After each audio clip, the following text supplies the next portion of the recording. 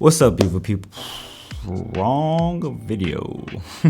Welcome to episode 3 of Rigculture. My name is Joshua Martin. I'm your host. Before we begin, I just want to say thank you to all of those who've been very supportive of this channel, of this series, whether it be submitting your rig for these episodes, tagging us on Rigculture using the hashtag Rigculture, as well as just asking questions on Twitter and IG. I really enjoy talking to you all. This is just an outlet for me to just talk about gear, and I'm trying to kind of segment things how I do things on my channel. But Rigculture has been growing steadily, and I'm super excited. We have a lot of exciting things coming your way, and honestly, it wouldn't be happening if you all wouldn't be participating. So thank you very much. So yeah, let's just jump right into today's episode. We have 2 Pocket 4Ks and 2 FS7s, which is including my documentary style FS7 that I use for Notre Dame work. So yeah, here we go.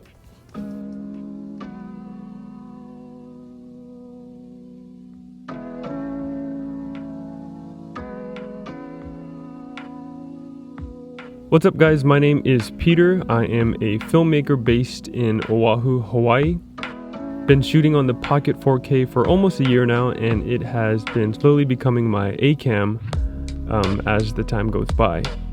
Because of the width of the camera, finding a good gimbal that's easy to set up and to take down has been really difficult up until recently. This is my go-to gimbal rig that personally I have found to be the easiest to fly with.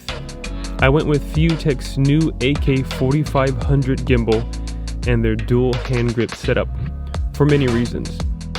The axis locking system is not new, but it is really nice to have in a larger gimbal, just making it that much easier to not only balance but to transport the gimbal without worrying it bouncing around everywhere. Now, of course, there is the Manfrotto style quick release plate, but they've actually added another Arca Swiss mini quick release plate on top of it, which is really nice because it actually fits perfectly with my handheld setup, making it that much easier to transfer it from my handheld directly to the gimbal. Another nice feature is the actual width of the dual grip. Some dual grips that I've worked in the past are just really wide and a little uncomfortable.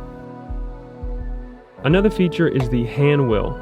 Not only does it control the focus motor, but with a simple tap of the button, you can actually switch it to control the tilt or pan of the camera. So any angles above you can be easily achieved. And obviously getting those low angle shots and those high angle shots are so easy to get without flipping your actual gimbal upside down. It has a max payload of over 10 pounds, so you can easily fly your DSLRs and even some of your cinema cameras like a Red. But what's really nice is that the dual grip includes these rod clamps, which have cold shoe mounts. One is used for my external monitor and the other I use for my V mount. That way I can power my Pocket for a good 3 hours. Thanks guys for watching, and happy shooting.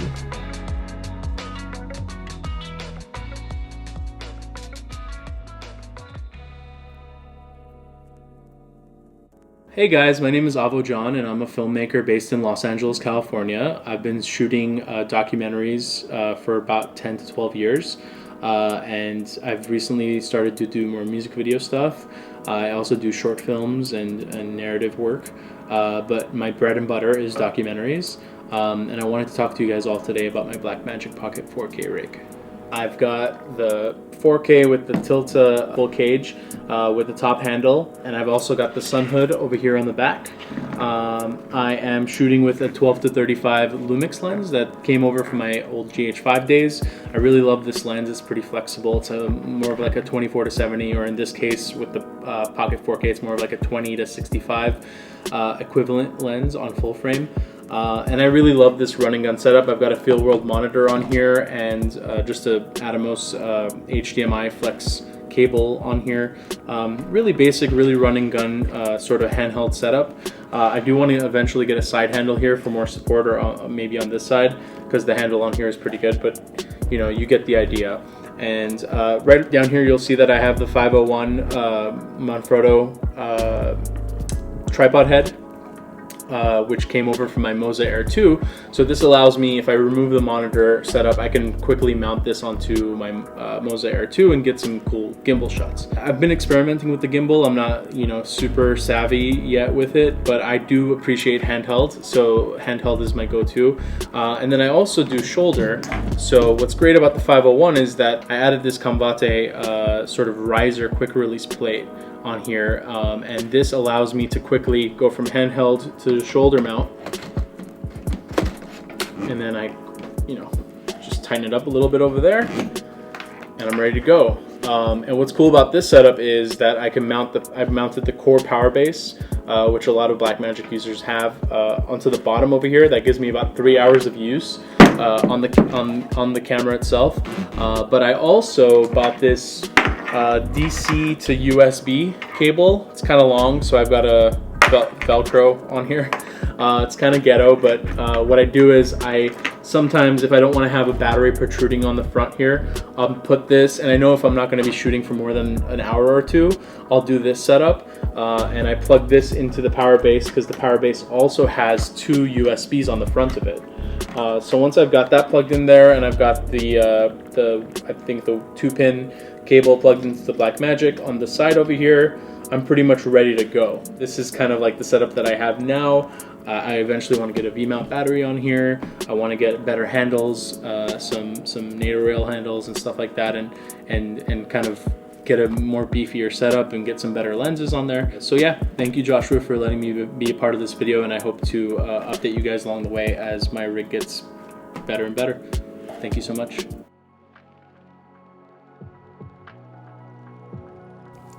How's it going, guys? I'm Robert from Machado Visuals, and this is my go-to rig for handheld work. One important note is that my camera rigs aren't always the same. They usually change from job to job. Sometimes I'll use an EVF, or sometimes I'll just use a 5-inch monitor and operate off the Easy Rig. It really just depends on what the project calls for and what configuration makes the most sense. My monitor of choice is the SmallHD 503 Ultra Bright. It has a whopping 2200 nits, so it's daylight viewable without a sun hood. I think 5 inches is the perfect form factor for on-camera monitoring, and it's packed with features that make operating super easy. To pull focus, I'll either use the wooden camera zip focus or the Nucleus M if I have an AC. The Nucleus is a great budget option for those who want a pretty robust follow focus system. It's packed with features and gives you great bang for your buck. On set, I'll usually use a Teradek Bolt 500 to send wireless video to either a production monitor or a handheld director's monitor. This is an absolute must, so everyone on set isn't hovering over your shoulder to see the frame. I'm powering everything through the wooden camera D-box, which converts from V-mount to gold mount, as well as giving me plenty of D-tap ports to power any other accessories I might need. I much rather prefer gold mounts because of their mechanical reliability over V-mounts, and most productions use them as an industry standard. I typically use Tokina Vista Primes, which have a great creamy look and have really wonderful fall-off characteristics. The set runs T1.5 across the line and covers large format sensors including VistaVision. For filtration, I'm using the wooden camera universal matte box.